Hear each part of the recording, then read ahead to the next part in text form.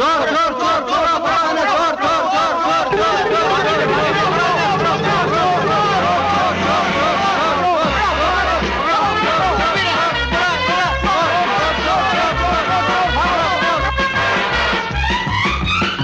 લખાજી માં જાત્રાથી પાછા ફરે એટલે વાત બાપુ બાપુ મને ઝટ સંતાડી દે. ઓલે બદમાશો મારી પાછળ પડ્યા છે. બાપુ કોણ છે તું? હું જે હોઉં એ, પણ અટાણે તું મને દીકરી ગણીને સંતાડી દે. દીકરી? લખાજી કોણ છે આ? કુંવર સાહેબ, હું એને નથી ઓળખતો. સાહેબ સાહેબ તું મને બચાવી લે ઓલા બદમાશોથી. મને સંતાડી દે. ભલે તું અંદર જા, હું એમને જોઉં છું. કેમ, શું થયું? કોને શોધો છો? કુંવર સાહેબ, આ હવેલીમાં એક છોકરી ચોરી કરીને ઘૂસી છે. ચોરી? છેડતી કરવા પાછળ પડ્યા છો અને ચોરીનો આળ મૂકીને નિર્દોષ બોલો છો? ચલો ભાગો અહીંથી.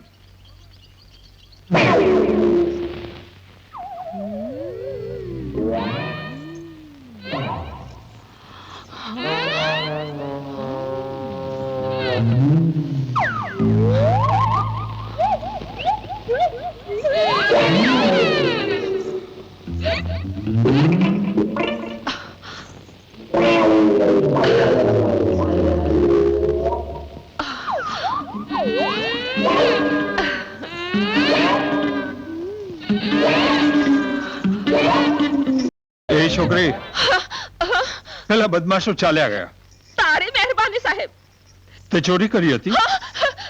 અમથા ચોરના દીકરાઓ. એ સાહેબ મારા મોઢા સામે તો જો. હું ચોરી કરું એવી લાગુ છું. હું ચોરી કરું એવી લાગુ છું. ના ના, ક્યાં રહે છે તું? હું તો ધારું ત્યાં રહું સાહેબ. રેતીની પથારી, માથે તારલાથી ઝગમગતું આબ, વંઢારણ છું સાહેબ. ઝૂલણ ઝૂલણ મારું નામ. પણ અત્યારે તારો પડાવ ક્યાં છે? વખત મળે તો આવજે સાહેબ. દક્ષિણ દિશામાં મારો પડાવ છે. દક્ષિણ. હા સાહેબ જરા જવા દે તો.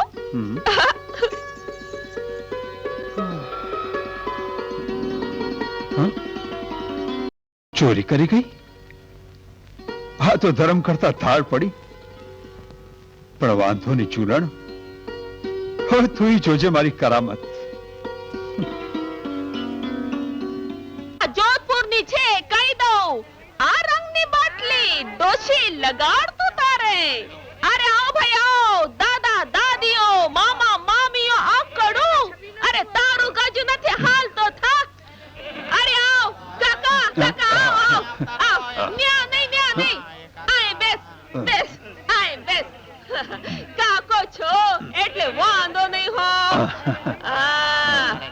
એક કાકા પૂરતા પૈસા ગાંઠે બાંધીને આવ્યો હો તો વાત કરજે હો. આ ઝૂલણ કોઈ હારે ભાવમાં બાંધછોડ કરતી નથી. હવે મારી પાસે છે દોકડા. તોટ હાલતી ન થા. અરે દોકડામાં તારા આદાની છીંકણી ન આવે. લે લે લે જો તે કે તારા બાપે આવી છે જોઈ છે જિંદગીમાં. આપની ખબર નથી, પણ મેં તો નથી જોઈ આવી ચીજ જિંદગીમાં. ડોહા ક્યાં ખોવાઈ ગયો? હું આ ચીજની વાત કરું છું. નજર સરખી રાખ, નહીં તો એક થપાટે તારો મોતિયો ઉતારી નાખીશ. હે? હા, હું કિંમત છે આની? પૂરા 100 દોકડા થાશે. ઓ દોકડા? તા આ લેવા તારી બાને કેટલી મહેનત કરવી પડે છે ખબર છે? ખબર છે. દૂર દેશાવર જવું પડે. પણ આવી ચીજ તો નજીકમાં મળી જાય. નજીકમાં તો આવી ચીજ ન મળે. પણ મારે તો આવી બેચોડ જોઈતી હતી. બેજોડ? તો લાવ સુથીના 10 દોકડા ને કાલે સાંજે આય આવીને લઈ જજે હો કાકા. હા કાલે સાંજે? હા પણ આની બીજી છોડ લેવા તો તારે દૂર દેશાવર જવું પડશે, નહીતર કોઈ મોટા માણાની હવેલીમાંથી લાવવી પડશે. નહીં તું શું સમજે છે કે હું ચોરી ના ના તને તો એમ કહેવાતું હશે તો ઠીક હવે જા જે માથા ખોટ કર્યા વગર ઢોકળા ઢેલા કર તો હા, લે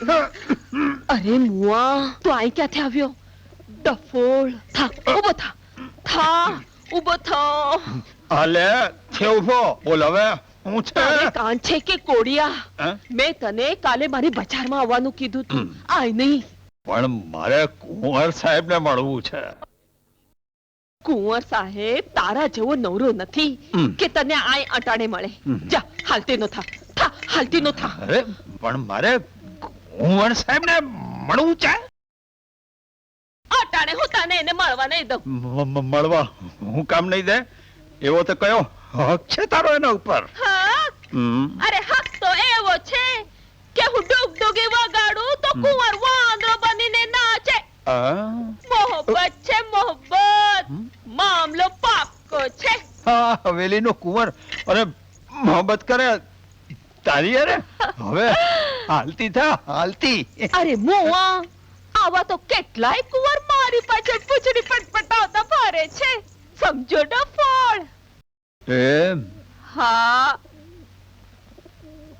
તો પછી મારી એ પૂંછડી પટપટાવી દે ને બાપ રે ના ચિમલાન, હવે તારે ક્યાંય ભાગવાની જરૂર નથી ચોરી કરતા કરતા તે મારું દિલ પણ ચોરી લીધું છે તો સાહેબ મેં બહુ મોટો હાથ મારી લીધો છે ને રામાપીર સાહેબ તું તો સાવ ખેલો થઈ ગયો લાગે એ ચુલણ આલે ભૂખ લાગી છે ને ખાવ લે ખાઈ લે ચારો કેમ ના પાડે છે તને ભૂખ નથી લાગી ભૂખ લાગી છે ને ચારો નથી ખાઓ તો તારે શું ખાવું છે ઈ ચારો ખવડાવ તારા બાપને હં? મારે તો ખાવો છે પ્રીતનો પેંડો ખવડાવ પ્રીતનો પેંડો હા આ ખવડાવ ગધેડાને ચારો નથી ખાવો ને પ્રીતનો પેંડો ખાવો છે આ ગધેડો તો બોલવા લાગ્યો ઓહો હો ગધેડા તે કોઈ દી બોલતા હશે અરે આ તો તને મળવા અને તારા બાપને ગધેડો બનાવવા માટે હું માણામાંથી ગધેડો બન્યો છું અને એ ગાંડી પ્રેમમાં તો ભલાને ગધેડા થાવું પડે લે આવતી રે ગાંડી આવ્યો અરે ટાણે જ મારો પ્રીતનો પેંડો પડવી લીધો ઓહો તારો બાપ આવ્યો ફરી વાર પાછું ગધેડા થાવું પડશે બની ગયો. લે ખા અરે વાહ લે ખાઈ લે અલે લે તું તો કઈ કામે ચડી ગઈ ને હા બાપુ મારા ગયા પછી કોઈ આવ્યું નહોતું ને તને નહીં હું આને પૂછું છું હો. તું ઘરમાં એકલી જ હતી ને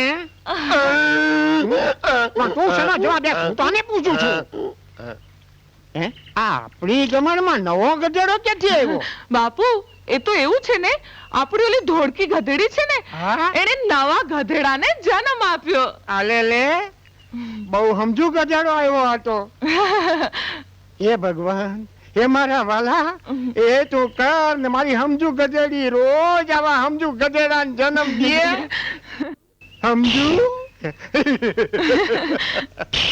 અરે વાહ ભીખા ભીખા આ તો તે સરસ રસ્તો કાઢ્યો હા અરે ભાઈ રસ્તો તો કાઢવો જ પડે ને હા. ઓલી કહેવત છે ને કે કીધે કુંભાર ગધેડે ને પણ મેં ગધેડો બનીને તારા બાપને કેવો ગધેડે ચડાવી દીધો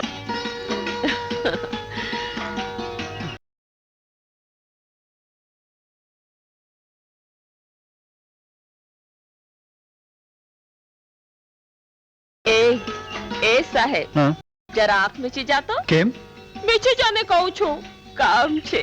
પછી તું છટકી તો નહીં જાને? હવે જાજો લવારો કરમાં એવું પટકું ભરીશ કે તને તારી 7 પેઢી યાદ આવી જશે. ઓહ તો લે અમીજી આખો. જોજે હમ. જરાય ખોલી તો તને રામા પીરના સોગન છે. ઠીક છે હવે તારે જે કરવું હોય તે જલ્દી કર ને.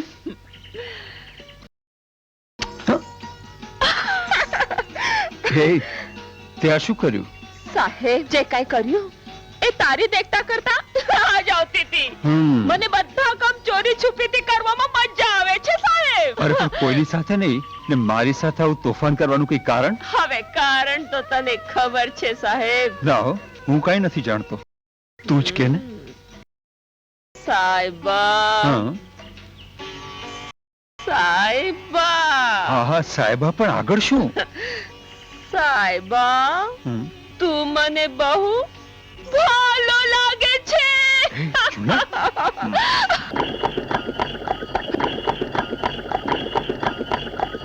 રાણીમાં પધારો. રાણીમાં લે આ પૈસા. પૈસા શેને માટે? તારો ચોરીનો ધંધો છોડાવવા માટે. ચોરી? શેની ચોરી? કુંવરના કાળજાની ચોરી. એ કાળજું હું પાછું લેવા આવી છું. રાણીમાં કુંવરના કાળજાની મોટી ચોરી કર્યા પછી આવી નાની મોટી ચોરી કરવાનું કામ મેં છોડી દીધું છે. ને જો આ માટી એક વણઝારાને મન તમારી આખી દોલતની કિંમત આ મુઠ્ઠીભર માટી જેટલી પણ નથી. તારી આ બધી શેખી ભૂલાવાની તાકાત મારામાં છે.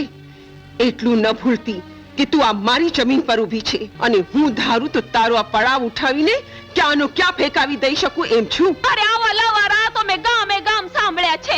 અમે વણઝારા અમારા મનમાં આવે ત્યારે પડાવ બદલીએ, પણ જે દી એક જગ્યાએ ઠરીઠામ થવાનું મન થાય ને ત્યારે તમારું આ નાનકડું રજવાડો તો શું, અરે દિલ્હીના બાદશાહની પણ તાકાત નથી કે અમને ઉખેડી શકે. તો જોઈ લે મારી તાકાત. ઘેરી લો પડાવને. જલ્દી વિચાર કરીને કહી દે, નહીં તો તારા કબીલાની રાખના ઢગલા નીચે તારી આ આંધળી પ્રીતને દાટી દેતા મને જરાય વાર નહીં લાગે. ના રાણીમાં નહીં, એવો ગજબ ન કરતા. આ તો છોરું છે, હું એને સમજાવી લઈશ. તું વચ્ચે નહીં આવ. બોલ છોકરી, તું શું ચાહે છે? અમે પડાવ નહીં ઉઠાવીએ રાણીમાં. તો સળગાવી દો આ પડાવને. રહેવા દે બેટા, રહેવા દે. અરે આ કબીલાના સુખ માટે મેં મારું લોહી રેડ્યું છે અને તું મારી જ દીકરી થઈને એ કબીલાની રાખ ઉપર તારી પ્રીતનો ભાગ ઉગાડીશ? તારી વાત સાચી છે બાપુ, મને માફ કરી દે. હું પ્રીતમાં ભાન ભૂલી બેઠી હતી. જાઉં છું રાણીમાં.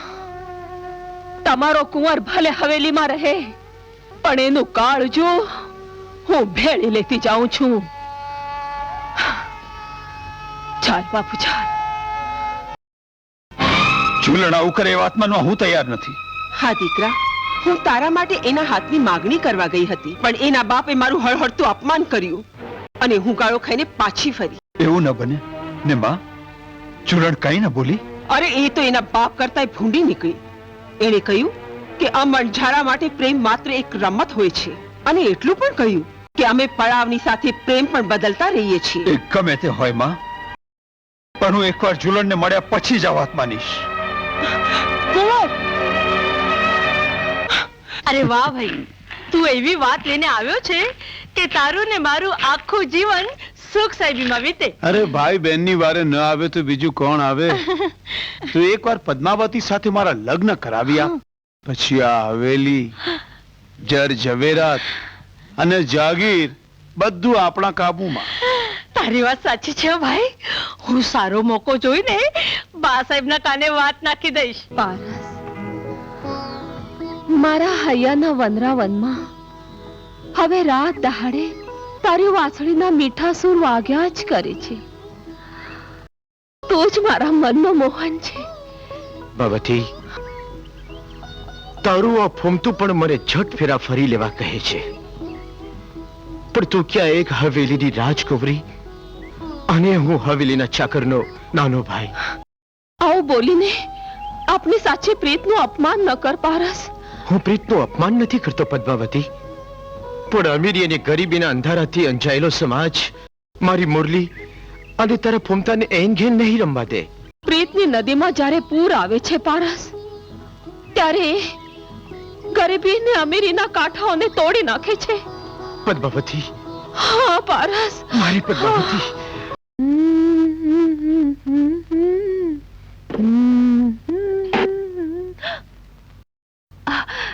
માં, માં, અરે માં. પાડી નાખીશ મને દીકરા.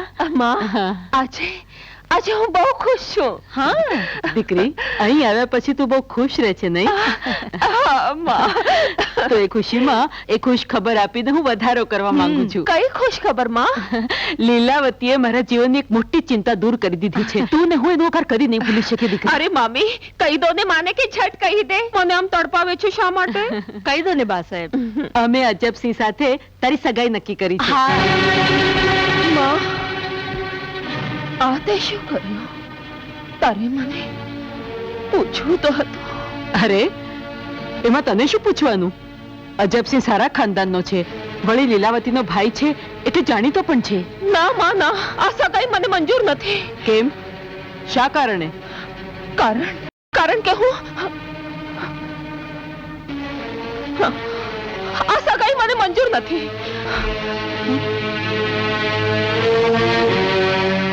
બા સાહેબ, મને તો સ્વપ્નમાં નહોતું કે પદ્માવતી મારા ભાઈ સાથે સગપણની ના પાડશે. મને પણ ખબર નથી પડતી કે ના પાડવાનું કારણ શું. કારણ? અરે કારણ બા સાહેબ હું તમને જણાવું. તમારી દીકરી તમારા વફાદાર નોકર રામજીના ભાઈ પારસ સાથે ફાગણની હોળી ખેલી રહી છે. શું? અજબસિંહ! અરે મારા પર ગુસ્સો કરીને શું કરશો બા સાહેબ? હું તો નજરો નજર જોઈને આવ્યો છું. આ રામજી વફાદારીનો જૂઠો ઝંડો લઈને હવેલીમાં ઉભો રહ્યો છે અને ભાઈના હાથમાં વાંસળી પકડાવીને તમારી દીકરીને ફસાવી છે. જવા દો ને બા સાહેબ, હલકા ચાલા એક નોકર માણસ હવેલીના માલિક બનવાના સપના જોઈ રહ્યા છે. હવે મને બધું જ સમજાઈ ગયું. કાલે જ હું રામજીનો હિસાબ ચૂકતે કરી દઈશ અને પારસને મારી સત્તાનો પરચો બતાવી એની ઓકાતનું ભાન કરાવી દઈશ.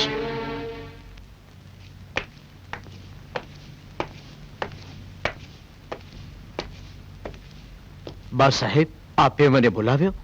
હા, તારો મોટો ભાઈ આ હવેલીનો ચાકર છે, એટલે તું આ હવેલીનું અન્ન ખાઈને મોટો થયો એની તો તને જાણ છે ને? હા બા સાહેબ, પણ એ અન્ન તમે દાનમાં નથી આપતા. મારા મોટા ભાઈ રાત દિવસ લોહી અને પરસેવો રેડે છે ત્યારે એને વળતો રૂપિયો મળે છે. એમ તો તું શું ધંધો કરે છે? વડવાઓ તરફથી વારસામાં મળેલું ખોબા જેવડું ખેતર સંભાળું છું અને મોટા ભાઈ સાથે રહું છું. અરે બા સાહેબ, હું જાણું છું એનો અસલ ધંધો. મોઢામાં મોરલી ઘાલીને મદારીની જેમ ભટકવાનો અને ગામની છોડીઓને ફસાવાનો. મેં ગામની કોઈ છોકરીને ફસાવી નથી. બાકી મારી મુરલીના સુરમાં કોઈને પોતાના મનગમતા માણીગરનો ગીત સંભળાય તો એમાં હું શું કરું? બેશરમ, તારી હેસિયતનો તો વિચાર કર. ધરતી પર ઉભો રહીને આકાશને વાદળીને અંબાની કોશિશ કરે છે. મામી, પણ આકાશને વાદળી જ્યારે પોતે જ ધરતી પર વરસવા માંડે ત્યારે એનાથી ભીંજાતા મોરને ટહુકો કરતા દુનિયામાં કોઈ રોકી શકતું નથી. પદ્માવતી, હા હવેલીના હકદાર તો શું, પણ તારા પગનું પગરખું થવાની પણ એનામાં લાયકાત નથી. પારસ પગનું પગરખું નહીં માં, મારા હૈયાનો હીર છે. પારસ મારો પરમેશ્વર છે માં.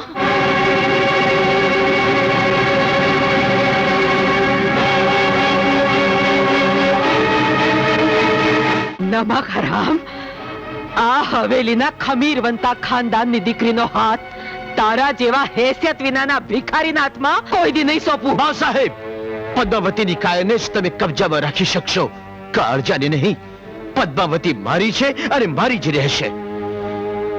અને એને પામવા જો મારી હેસિયત અને ગરીબી આડી આવશે તો હું ચોરી કરીશ, લૂંટફાટ કરીને પણ પૈસો મેળવીશ, પણ પદ્માવતીને મારી કરીને જંપીશ. પારસ! નાલાયક, સગુણા, તારી આ હિંમત! જે થાળીમાં ખાધું છે એમાં છેદ કરવા બેઠો છે. તારી આ ભૂલ માટે બા સાહેબની માફી માંગ. માફી માંગ કહું છું. મોહબ્બતના માળવે પ્રેમીઓનું મિલન એ ભૂલ નહીં, પણ ભગવાનનું વરદાન છે. અને મોહબ્બત કરનારા ક્યારેય કોઈની માફી માંગતા નથી.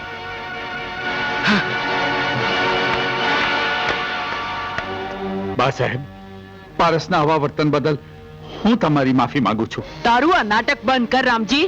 તારા ભાઈ મારફત પદ્માવતીને ફસાવી આ હવેલી પચાવી પાડવાની તારી મેલી મુરાદ હું જાણી ગઈ છું. ના બા સાહેબ, ના.